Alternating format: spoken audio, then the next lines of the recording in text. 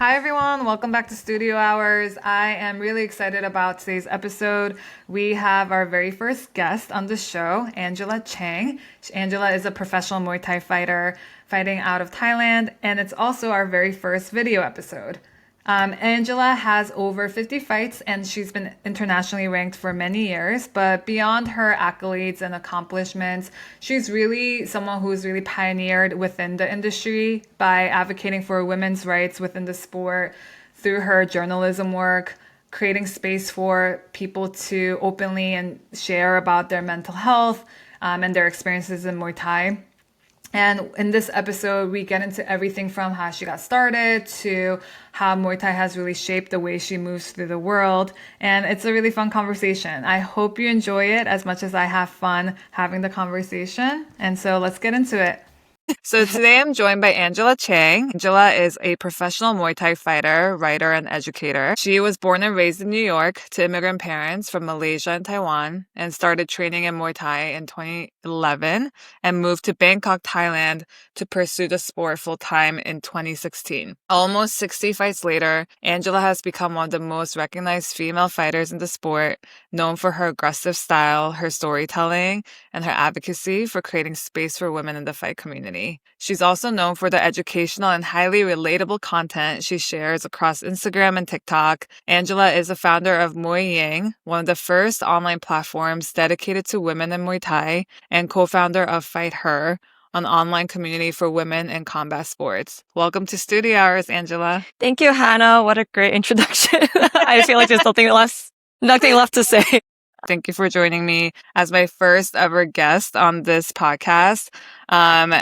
I want to start with just your background, your story, so that for people who are not familiar with you, not in the Muay Thai space, and for people to get to know you. So what originally drew you into Muay Thai and when did it shift from a passion to a profession? So to really understand why Muay Thai drew me in, it's because like growing up, I watched a lot of these martial arts movies with a lot of fight choreography, especially with my dad.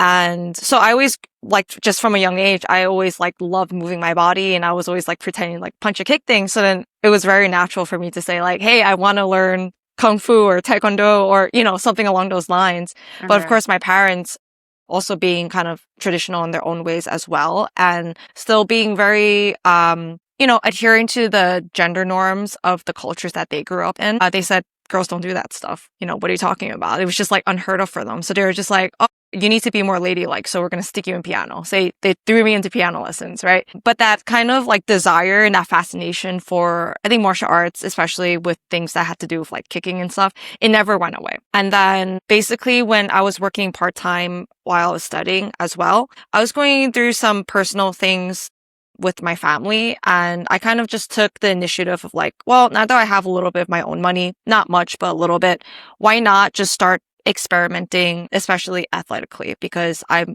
someone that's grown up always to be very athletic. I've always liked doing sports and, whatnot. So it was just a very kind of natural segue for me to kind of just experiment and kind of find myself in a way. So I was taking the university yoga classes. I was taking the boot camp classes. I was taking spin classes. I eventually started doing CrossFit. And then I found this Groupon for kickboxing. 10 minutes away from my parents' house. And it just so happened that the two instructors there were Muay Thai fighters. So even though I said kickboxing, I was actually learning Muay Thai. So that's how I got started. What was it about Muay Thai specifically, or kickboxing, out of all this different sports or type of fitness workouts that you mentioned? What about it drew you closer to it? It was the physical intensity. That was the most obvious point. But with the physical intensity, because it's very obvious, it forced me to collect all of my scattered thoughts of all the, all those tabs open in my head of oh, I need to do this later. I need to do that later. And just really forced me to focus on that moment. And also, the more I trained throughout the weeks, even the first 2 months, I noticed the improvement from week to week, or every 2 to 3 weeks. And I think that process of improving my physical conditioning, but also improving a skill was very addictive for me. And for people who may not be that familiar with Muay Thai, can you explain what is Muay Thai? So Muay Thai is a form of, I guess you could call it as a form of kickboxing. It's from Thailand and it's called the Art of Eight Weapons. So it includes punches, elbows, knees, kicks. On a professional level, it's really brutal. I've gotten multiple cuts on my face throughout the years of being a professional fighter, but it's basically that. It's considered one of the more aggressive and brutal and probably effective stand-up martial arts. What was kind of the scene back in 2011? Like, were there a lot of women around? Was it mostly, I think it's still kind of niche, but over 10 years ago, 15 years ago, what was the scene like? So the group hunt that I had was for a place where it catered mostly to fitness people, and there weren't many other women who were taking it. But the only other woman who I paired up with the most, she was a little bit older than I was, but she was there mostly. She wanted to learn, but she was mostly there to like lose weight. And then, in the beginning, I also just wanted to learn. And then when I actually went to like a Muay Thai gym several months later, the scene, I think the best way to put it is the people who were in it were very serious about it, but the people who were in it had no idea what it was. And in terms of fighting, there just weren't that many opportunities to compete. Mm-hmm. Even within New York, I think at the time there was one show every 2 to 3 months, and all these fighters are trying to get on those shows. So if you were a very new fighter or if you were a woman fighter, like it took a really, really long time to try to get your first fight. Yeah. As a caveat, I trained in Muay Thai, I think around 2016. And that's when I started when I first visited Thailand. And I remember, Angela, like looking online just because I felt so new in the sport, but also being one of the only like women who were taking it seriously in that era. I remember just like looking for content that I could relate to. And I remember Under the Ropes blog, and then like your Muay Ying blog. And so and that was not when content was as big as it is now. And I remember how it made me feel. I remember it made me feel like, oh my gosh, there's something there that like I could go to, like relate to, and it's not an experience that I feel so alone in. And you talk a lot about not just highlighting other women fighters, but also the mental health side of things and your experience with it. I'm curious in terms of like what made you start Muay Ying back when you started it, and what was the urgency of it? Like what was the need that you were trying to fill? So it actually relates a little bit back to your point, how you were trying to look for maybe relatable content and relatable resources. And way back before the days of Instagram, there was Tumblr. I don't know if you remember that, but basically there was Tumblr, and then I was kind of connecting with a lot of, well, not a lot, but a few people who were also doing Muay Thai, and then they were talking about themselves competing. And at that point, I hadn't competed yet, even though I knew I wanted to. And I remember on Google trying to search for like Muay Thai women fights, Muay Thai female fights. I was only able to find one, and it was Marion Nakamoto versus Julie Kitchen. There was literally only one. And so then, because I was still relatively new to the sport, I was just like, these two can't be the only two professional or even just like women fighters. There was just no videos of them on YouTube, just nothing, no news, right? So then after I moved to Thailand in February of 2016, a few months in, as I started learning the language and stuff, I noticed that it wasn't too different in Thailand. And Thailand is like the motherland of it, right? And I had been fighting frequently enough and be exposed to certain events in Thailand where I knew that Thai women were fighting. And I saw a lot of these names repeated over and over and over. And a lot of these were like superstars within the country with hundreds of fights. But none of the media outlets, even in Thai, covered them at all. Like, it was just fascinating to me because especially in Thailand, you have all these magazines, newspapers, online media outlets, and they would just post about the male fights. So again, not unlike what happens in like English news outlets, right? And then my coach from New York, Aziz, actually was just like, why don't you just, like, you're here, why don't you just, since you're going to the events anyway, just take a picture, write down their names, and just be like, this person fought today and this person won. And then he's like, and if you can, you could start taking videos and stuff. But he was just like, just start slow, just so like, you get their names out. Because I remember complaining about this to him. He's just like, well, you're here, you can do something about it. And I did have like huge imposter syndrome for a really long time, but I just decided to do it anyway because honestly, there was nothing that I could lose. And the only upside to it was I was putting names out into the world. So that Yeah. was really like, I think my own personal experience, and it seems like from something you experience as well. Just like the lack of information, the lack of coverage, a lot of spotlight for these people who really deserve it. Yeah. And so you became a journalist. I love that. You That's how it starts though, right? We see a need and then like you're trying to fill it. I'm curious, like what did you learn? Like why were and also for people listening, like Muay Thai in America is it's gonna be very different than Muay Thai in Thailand, where people are like also training and competing as it's like a livelihood versus a lot of times here we're taking it up as a sport on the side for many of us. And so I'm curious, like what did you find out on like why women were not getting covered as much? Why?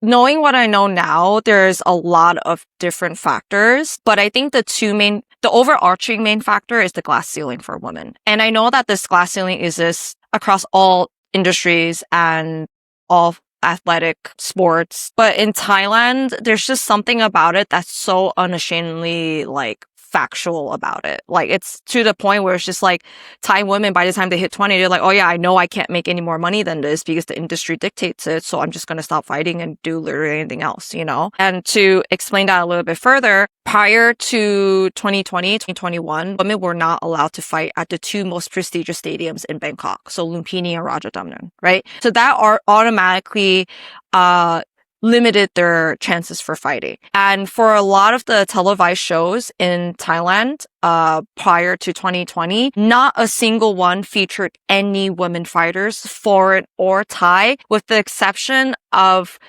sometimes these one-off all-women shows that never really went forward because of lack of sponsors or poor management. And also Thai Mother's Day is every August, and it's only really usually around that time when women fighters get fights. Because I've been here since 2016, I know some people have, some women fighters have been here for even longer than I have, but being from 2016 all the way to 2020, it was a very, very different, fight scene. And in terms of availability, coverage, and just getting recognized for what you do compared to now. So I don't know if that answers your question, but you know, just the limited opportunities, the glass ceiling in terms of fight purse, the people who run the news media outlets, they just weren't interested enough. What did you start to see as you were starting to post women fighter names out into the world and creating content? What was the kind of feedback from the world? It was very, very positive because within the Muay Thai community, and I would even extend it to maybe combat sports a little bit more generally, people just weren't seeing enough women representation in a lot of things. And even me just doing something as simple as like, oh, hey, I attended this event. Here are the names of the female fights that are happening.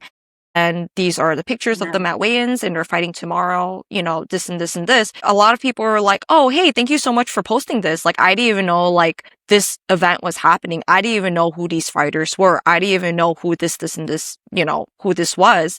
And if I didn't start posting it, or if I didn't even move to Thailand, I would have no idea either. And again, a lot of these women, they have hundreds of fights. Some of them eventually went on to fight for like world titles and this and that. So it was recognition that was really long overdue. And it just made me really sad to see that a lot of them, they didn't get their flowers within their fight career. And a lot of them retired pretty young because of that.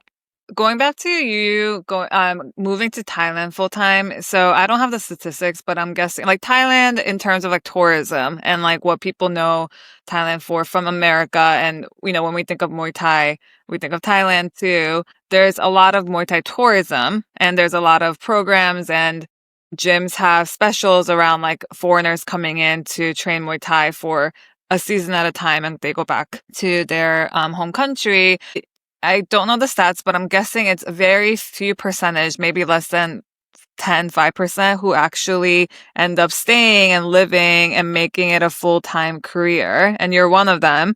And you're also a woman. And so I'm guessing if I had to take a guess, you're probably like 5%, 0.1% of people that are like you in Thailand. Can you tell us a little bit about that experience of like moving full time, why you decided to pursue it full time? I've heard you speak before in terms of going against the social norm. Like people, they're like, they expect you, especially as a woman, to get married, have kids, have this stable career. Like what made you take the leap of going full time? And how's that journey been now that it's been almost a decade?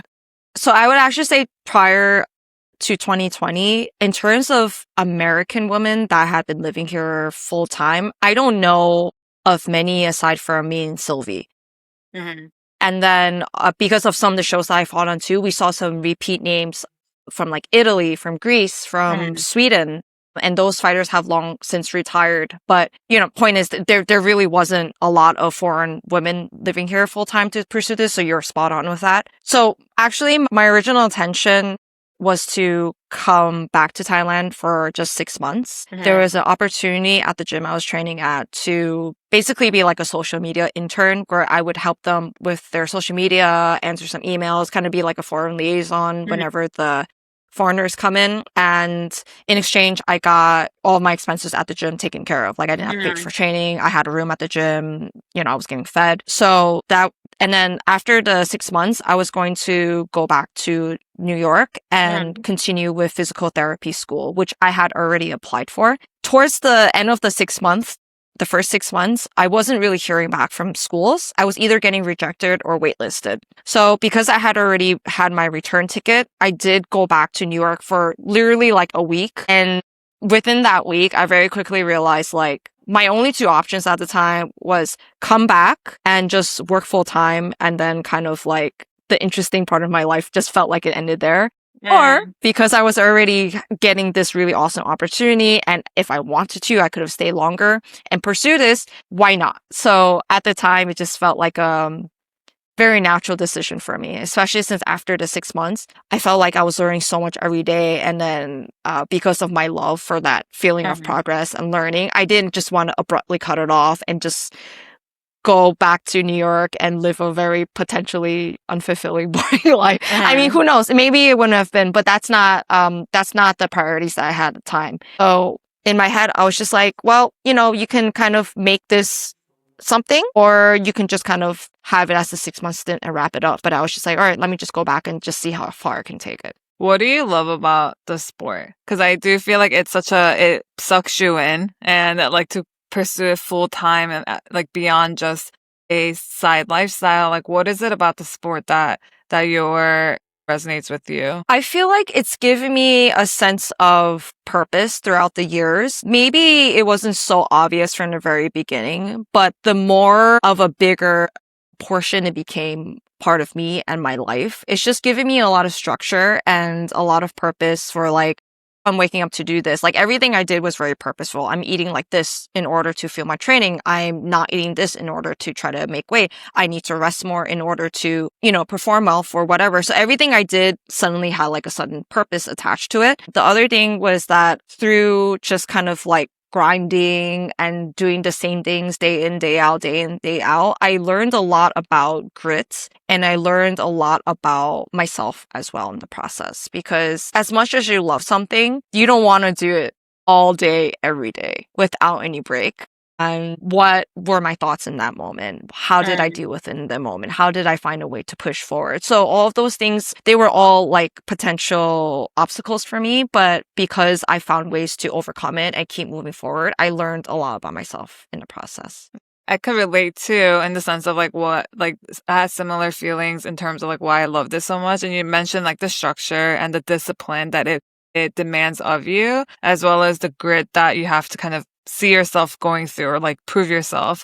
What do you think is about that discipline and the grit, and like why does it work for you specifically in terms of like who you are and how you grew up? I think in the cultures that my parents grew up in, and also in the household I was raised, that kind of grit, put your head down and work hard determination was praised all throughout my entire life. right? Just keep working harder. Just keep working. And also, like, this is the same kind of grit and discipline that I saw in my parents who came from their respective developing countries to America with no degrees, no group of friends, and just hustling, hustling, hustling, no matter if they were sick, no matter if they were happy or not. They didn't care about like dreams and feeling fulfilled. And they just wanted to put food on the table so that me and my brother were able to work hard and accomplish those things for ourselves, you know? So definitely learned a lot by observing in that household. And also the way that my parents had, I guess, taught us either consciously or unconsciously was the most important thing that you can do is work hard. It doesn't matter how much talent you have. It doesn't matter how privileged you are. If you don't have work ethic, then you can say goodbye to everything you have in your life, you know? So I think growing up with that ingrained inside of me and just seeing how hard my parents worked and then putting myself, willingly putting myself through this very specific process of like, all right, this sucks, but are you going to keep going or are you just going to stop? You know, I think there were a lot of parallels to that. I love that. I'm curious about that more because it's like you didn't have to. You grew up in that push and that type of household, but you're like, I'm gonna sign up so that I have to show up more every day and I have to learn grit. Like, what is it? Like, did you enjoy that growing up? And like, do you think you were looking for that? Like, what about that? I find that tension and that pull super interesting with people in sport like ours in Muay Thai and other sports where it's like we voluntarily sign up for this and we're sometimes like, why am I doing this? But what is it about? Like, what is it fulfilling and maybe what is it teaching you or like what part of it is it satisfying that we kind of keep going back to that feeling? I remember like when I was going through, I think the low points when I was the most active in my fight journey was what really propelled me to keep showing up was I remember growing up, my dad had always said like, whatever it is that you choose to do, if it's small, if it's big, if you're not going to choose to do it well, then don't choose it. Right. And we can unpack that a little bit later on because I had to unpack that with my therapist as well. That's given me the drive and also the push to just keep showing up for a lot of things in my life. And it's helped me to accomplish what I wanted out of those things. So even if it's not applicable to every single situation in my life, it has been very positive for me in terms of Muay Thai, especially in the beginning when laying down your foundations just requires you to show up. It doesn't require you to be super skilled or, you know, high fighter IQ or anything. It just requires you to show up and put in the groundwork, you know? So that's something that that really, really pushed me my first few years here. Sorry, what was the other part of your question? No, yeah, that was good.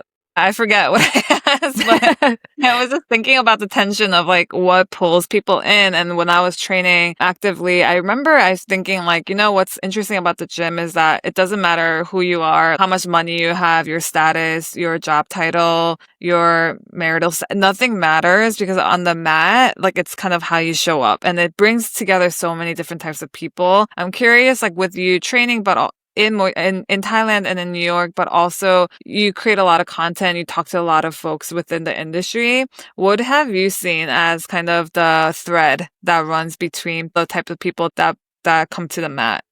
Immediately, I can think of that it's something very tangible and both short-term and long-term enough where you can kind of see it and see the steps to achieve it. And I think in life, there are so many things that we can want for ourselves, so many goals we set out for ourselves. And some of those goals some of those things don't pan out the way we want to.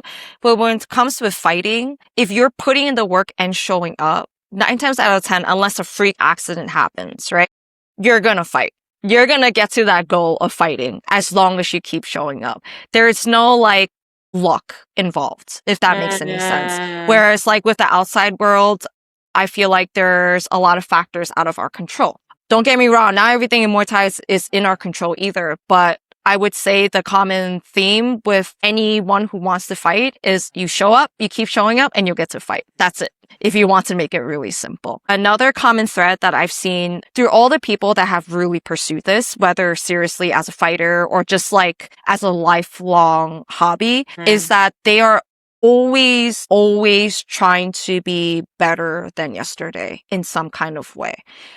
So it could be better at just Muay Thai. Or it could be better because they're trying to be more introspective about themselves. Like they take a lot of interactions within the gyms and they sit within, they question it. Why did I react this way? Or why did that person talk to the other person that way? So it's been very interesting to see, like you said, all these people from all walks of life just come together in this one space. And I feel like those two threads just holds everyone together. Oh, I love that. I never thought about it like that in terms of like the short term, how you could achieve something short. It's not so short term, but you have to put in enough time and effort to get to the fight if you wanted to. It is that's interesting that it's a kind of like a controlled environment where as long as you show up, then, it's kind of up to you and the opportunities are what you choose it to be. Yeah, that's really interesting. In terms of the introspection, what has the sport taught you? What are the biggest things that you take and like apply to other parts of your life? I don't even know where to start with that, to be honest with you. Yeah.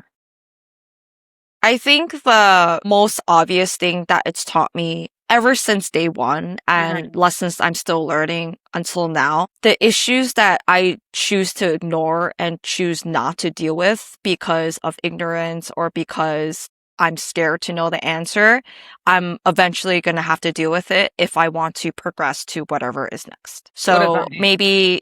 maybe in terms of Muay Thai, it could be like, oh, I hurt my ankle. I don't want to get a scan because I'm worried that the doctor's going to tell me that it is something that I don't want to know it is.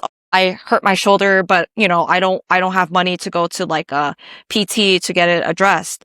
Or, if we're talking more into the mental health side, like, I developed eating disorders as a teenager. So I went into Muay Thai with those unaddressed, right? And it wasn't until I was studying in college that I came kind of face to face with it and I kind of put a name to what was going on inside of me internally. But I still went forward into Muay Thai and trying to fight in something that contained, weight classes and like losing weight, being in an environment where people were talking about weight and, stuff like that all the time.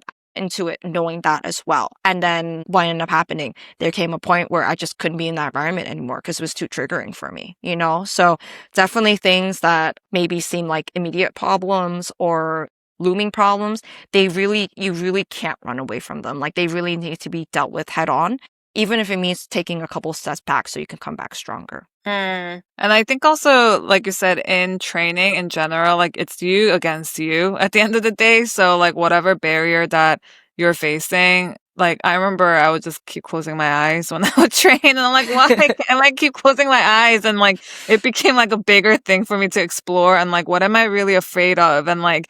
And I would get upset that I would keep getting scared. And it was a whole thing of like, oh my gosh, Hannah, like, what are you really running away from? And it could become a whole like mental exercise. Like it's really more, more than physical. Yeah. Sometimes you sign up to be a fighter, but you end up becoming like a philosopher of your own life. Yeah, 100%. I think so. And I think that's like one of the most beautiful parts about the sport, and like with any sport or any community, there's a lot that comes with it. There's drama. There's a lot of like, it's a tight community, but I feel like one of the greatest things, like you said, is being surrounded by so many people who are growth minded. And that's really infectious. I want to talk to you about being a woman in the sport where we just talked about how there's a lot of discipline, grit. It's kind of like this militant kind of style of way of training and lifestyle, but we're women. And I've been recently thinking about how we have menstrual cycles and how we live, where our bodies are very cyclical, for example. And when I trained in Muay Thai, I remember feeling like it doesn't flow well.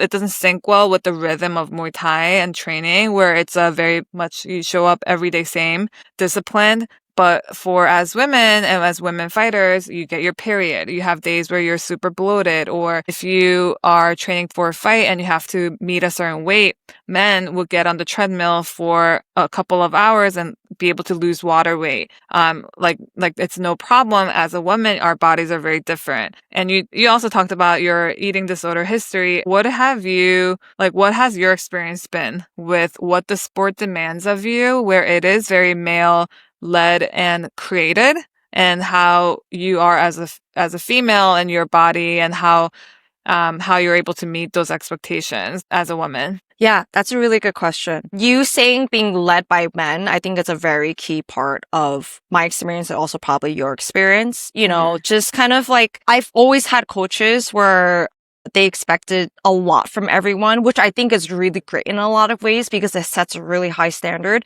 But the flip side of that, you know, the other side of the coin is that like that kind of unforgivingness to allow people to be human, right? So I feel like a huge part of at least my first several years of Muay Thai was kind of cutting out that human part of me, was just like trying to be a robot.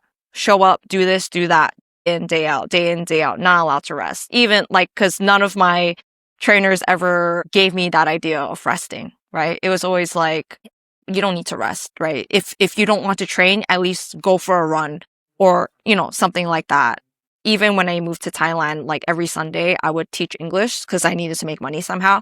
But also teaching English, like it burns you out, like mentally and also with your nervous system. So you're not really resting. And I'll show up on Monday and I'm just like drained. And then all the trainers are like, why are you tired? Like you were just sitting down all day. You know, you shouldn't be tired. So not only was I not really allowed to rest, I wasn't ever allowed to show that I was tired, you know, and I felt that that's been a common theme through all my years doing Muay Thai. Even like during fight camp and stuff, there's this, I don't know what a good phrase for it, but a lot of the, especially the Thai trainers that I've worked with, they put such a priority, I guess, or they hold certain people to such a high standard because they're able to conceal their fatigue very well because they say, oh, when you go into the ring, this translates well, which is true.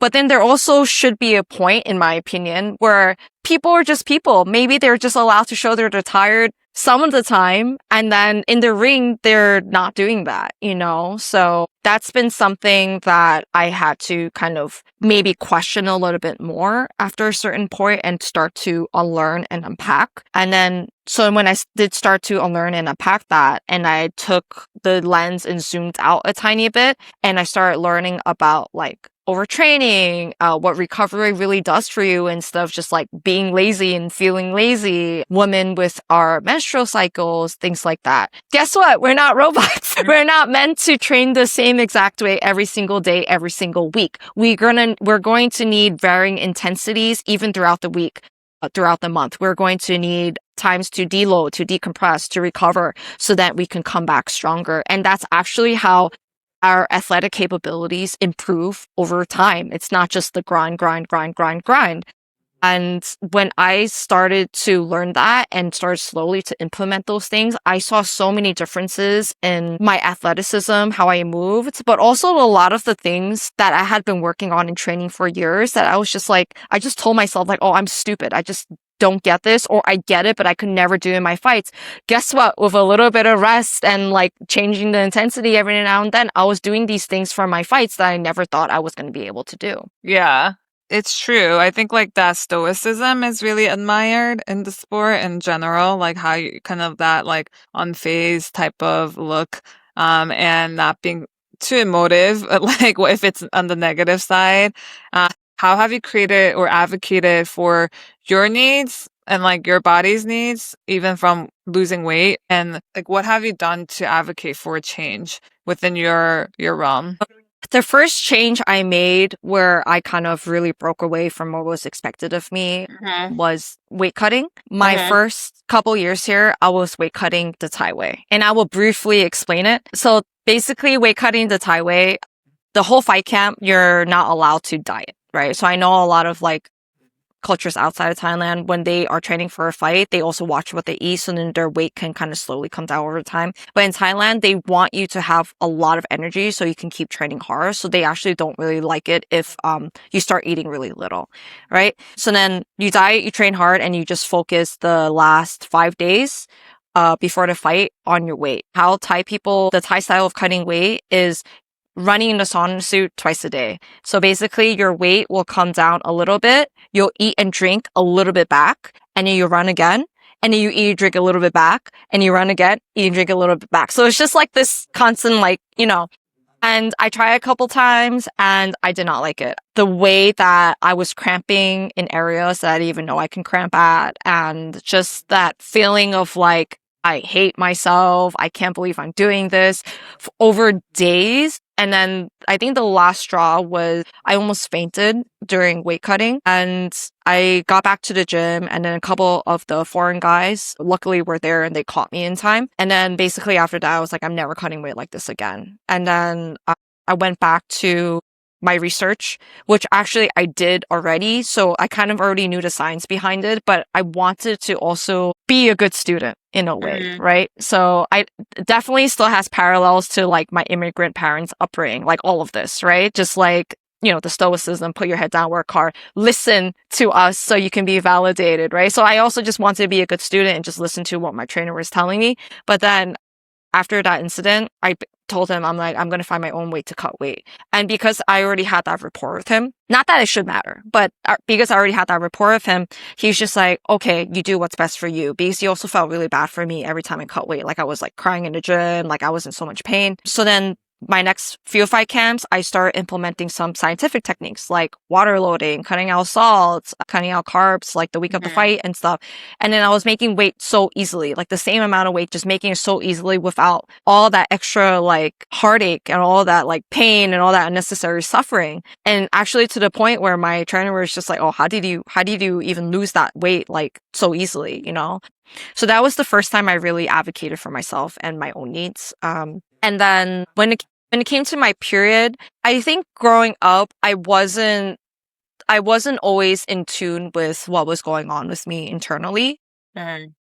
And also growing up, I was actively discouraged from it from my parents. Again, drawing these parallels of like, I wasn't able to express any emotions, right? In the household. Like if I showed I was angry, my parents would be like, children are allowed to be angry, So I felt like that conditioned me to really not be in tune with my own feelings and also what was going on within myself, right? So for a really, really long time, even if we're just talking about the feelings, if I had a negative feeling, I'll be like, oh, I'm so angry. But then like, as I learned the words for it and learned to differentiate, and over time when I think became more in tune with what was going on, then it was just like, oh, I'm hurt because they said that to me. I'm not angry. I'm just upset because I didn't get enough sleep, and I can apply the same thing to me with my physical symptoms with my periods, because period tracking and like noticing my own symptoms, like I never paid attention to it. So I don't even know like how it's affected me from when I first got my period all the way to adulthood, because it was just never something like I paid attention to, because maybe my body was sending me the signals, but I wasn't receiving it, So when I did start paying attention to it, then I would realize like, hey, every single month, the week right before I get my period, I cannot train well. Like no matter what I do, no matter how much I eat or how much I sleep, I just feel like I can't train. I'm not that explosive. I am just not peak performance, And then once I started noticing this pattern, I was like, oh, it's because it's related to my hormones. What do you know about that, So then, but like, being a fighter, and especially like in Thailand, when you are offered fights, it's either you take it or you don't. You don't say things like, oh, I have my period that week. Can you move it around? But even like in the West, I don't think a lot of people do that. I know of some people that do, who really, really advocate for it hard. But again, it's a male-led industry, and you don't know who's going to be on the receiving end of that. If they're going to be understanding, it'd be like, okay, no problem. Or they're going to be like, what on earth are you talking about? Yeah. So then I had always fought on my period, fought the week before my period. It was another day for me. So I tried my best not to think too much about it, but definitely like leading up to my period, or if I had to weigh in before my period, like it was harder to make weight because I'm retaining water. If I ask about it is because like it goes back to what you said about how within the sport, but in life too, we're like expected to show up like without recognize that we're human and there's ebbs and flows within our own life and our cycle. And there's a kind of like a negative look towards like negative feelings. And so if you're like down because your body's tired, it's seen as like you're not strong enough, or like, why aren't you pushing through?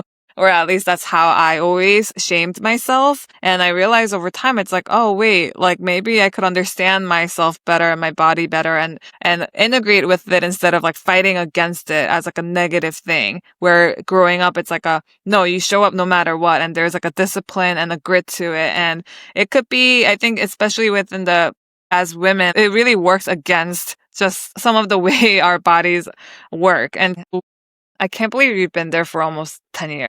I know, me too. um, so for our last section, I want to talk about storytelling. And I think like one thing that I've really admired about your journey from watching it from afar, but also close within in the community is just like how your dedication to telling stories and creating content. And I think this is way before, like I remember watching your TikTok before when TikTok first came out and we were all kind of like, why is everyone dancing on this platform and like you're dancing with them? And I'm like who has the like balls to dance on TikTok? And so like when I say you adapted really fast and I've always seen you as someone who like, I don't care. I'm going to create like, I want to tell the stories. I want to highlight like other people. I want to talk about the taboo topics in the sport and in the community. I always think of you. I'm curious about like what your perspective on you as a storyteller and journalist is and like why, obviously we know why it's important, but what's your kind of like, because it's a lot of work. It's, creating content, like journaling. It's a full-time job in and of itself, but what drives you to continue to do it for so many years? And, yeah, what about it do you think is so important? Well, thank you for all the nice things you said. Yeah, TikTok in the beginning days it was a weird time period. I think we were all just trying to figure out how to use this kids app, But I think when it comes to content creation, I first started with writing and then I started adding on to the social media content eventually. I think something that I've learned throughout the years is that if I have something important that I want to get out into the world, I can't wait until I feel like it's perfect, until the words are perfect, until the timing's perfect. I just need to get it out into the world. Otherwise, it's just going to be stuck in queue with my million other ideas and nothing is ever going to happen, So I kind of just started just posting like, things that maybe every other fighter posts, hey, pad work, won my fight, things like that. But then I was like, well, how can I really like not just make it about me, but how can I talk about things to connect with other people? Because surely I can't be the only person talking about these, thinking these certain things, right? Even if I never read about it. So, first I just started being vulnerable with my experience as a woman training in Muay Thai, how I feel slighted sometimes because there's that glass ceiling, there's the limited opportunities. How come the man who's never had a single fight in his life can get to fight in Lumpini, but me at the time with like 30, 40 fights, I still can't even touch the freaking ring. You know what I mean? So just things like that. So I started putting myself out there in that way. And then I was met with a lot of curiosity. So similar to when I was posting about like the women fighters on Muay Ying, people were like, oh, I didn't even know that. Thank you for sharing that with me. So it was met in that way. And then I started posting things that I think I have learned through my own experiences and my own maturing. So then that naturally led into things like gym culture and recognizing toxic traits in otherwise good people or like problematic traits that are just red flags, full stop, in coaches that are never okay, So sometimes when I create the content, it's weird because sometimes I feel like I'm making stuff for 19-year-old me, the same me that was struggling so much at a gym, not understanding why some of the other girls at the gym were really mean to me for no reason, right? Or why sometimes I felt like a coach was picking on me or picking on certain people or yelled at certain people a certain way, but not other people a certain way. I felt like I was getting all this information at me, but none of it was good information. I was just like, yeah, just do this. And then someone else was like, yeah, just do this. And it's like, just pulling my hair out because it's like, I want to make the change, but I don't know what to do, So then I think eventually it just became very natural for me to kind of prioritize creating healthier athletes and putting better information out there because when I started, there wasn't good information or very, very little good information and was just doing what they were taught or what they were told and they were passing it off as gospel, and I don't want other people to go through those same things because those could be very traumatizing. Those could end your journey with Muay Thai. And I feel like with Muay Thai, there's so many great things that I have gotten from it. I've gotten community from it. I've learned to be more confident. I've gained an enormous platform with, it's giving me a voice to speak on a lot of things. And I want those things for other people. Yeah, I think it's also that ingrained sense of justice and doing it however I can when I can make the changes that Yep. are accessible to me. Yep. That's definitely what keeps me going. I love it. I feel like the way I see it is you brought a lot of heart and soul to the Muay Thai community and content. Previously, it was very just practical. It's like tips. Here, it's like how to do it. Like you said, like just methods. And you speaking, as well as other women who put out blogs and content, but just bringing more of that vulnerability and the soul. And because it's such a vulnerable sport, like it's you facing you, and to have a place where we can delve into it and like relate to each other in our secret like place of like, oh my God, I think this is gonna kill me. And I just, it's unearthing a lot of things that I didn't know about myself. Like for you to create a platform like that where people could feel safe to relate, I think it's such a big, like a big needed change and part of the culture. What do you want the next generation of fighters to inherit from your journey? I definitely want them to learn from the big mistakes that I made, especially when it comes to things like cutting weight or staying in certain gym situations that were just way past this expiration date and recognizing that as well. I think I would like them to go into the journey just being informed, even if they end up making the same mistakes, but at least they have the information so that they can kind of recognize it when it happens, I think that's the most important thing, just being well informed and feeling like whatever it is that they're going through, they're never alone. Because one of the things that I've learned when I started being vulnerable, posting a lot about like my internal experiences, was so many people reaching out and being like, oh, I went through the same thing. I didn't know anyone else was feeling that way. I was just like, girl, me too. So yeah. I love that. Yeah. I think that's so needed. And like you always sharing first. It's like we're all like feeling it, but someone has to start the conversation, I want to end with a reflection, and we touched on it throughout the conversation, but you've been fighting, training, living, breathing Muay Thai as a sport for so long. And this might be a hard question because it's so simple, but what do you think Muay Thai has ultimately taught you about yourself? That is a hard question. The most important thing that Muay Thai has taught me about myself is that I actually have this tattooed on me, but either find a way or make one. And I've really applied that to my journey within Muay Thai and everything outside of it. And no matter how hard things are, acknowledge it that it's hard. Acknowledge that some things can be unfair. Acknowledge that things just friggin' suck sometimes. But what is always within my power is the power to make options and the power to do something different in order to make changes. So that's definitely been the most powerful lesson through the journey. That's beautiful. Wait, can you say it again? What you have tattooed? Either find a way or make one. I have it tattooed in Latin. I don't remember the Latin words, but that's beautiful. Angela, thank you for being super honest, and thank you for being my first guest. And sorry if I no problem. This is great. This is so much fun. Yeah, thank you so much for your honesty. I want to say thank you for all the work that you've put in over the so many years of bringing better, deeper conversations to the sport, and in effect, helping a lot of us self-reflect and be more introspective, and creating a space where people can say the thing and not feel like it's a taboo. And also, like you said, watching you do things, even if they're not perfect yet, like that's everything in life. It's like, just put it out there and then we'll figure it out. And the most important thing is to put it out there and to make change in the way where you feel like there needs to be. So thank you for pioneering so much of that within the sport. And I love watching your journey. I just want to say I'm such a fan, and I really admire and respect everything that you're doing. So yeah, and thank you for being part of our conversation here. Where can people find you, like your content, connect with you directly? Like where do you tour? Like tell us about like where people can connect with you in person and online. Sure. If you want to read any of my articles, most of them are not centered around my life. They're more about the sport in general. I also do gym reviews.